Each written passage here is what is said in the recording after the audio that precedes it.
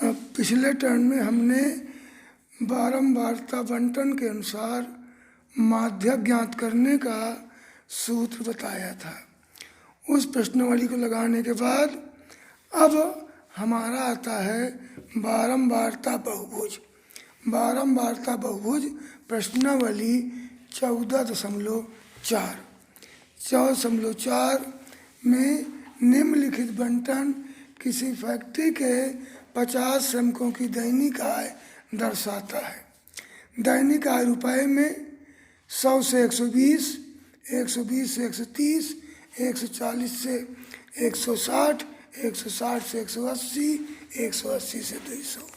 श्रमिकों की संख्या 12, 14, 8, 6, 10 है।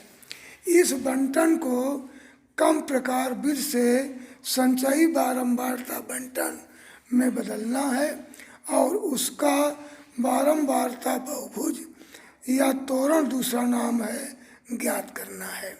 तो हम तालिका बनाते हैं। दैनिक आय रुपए में जो दिया हुआ है वर्ग अंतराल 10 से 120, 120 से 140, 140 से 160, 160 से 180, 180 से 200। श्रमिकों की संख्या जिसको बारंबारता कहते हैं 12, 14, 8, 6, 10 है। हमें से प्रकार विधि से बारंबारता बहुभुज वक्र ज्ञात करना है। तो इसमें हम दिए हुए वर्ग अंतराल की उच्च सीमा लेते हैं और उसको कम की ओर करते हैं। जैसे 1 से 20 से कम, 140 से कम, 160 से कम, 180 से कम, 200 से कम। तो इसमें श्रमिकों की संख्या जो बारंबारता में दिया हुआ है 12, 14, 8, 6, 10 है।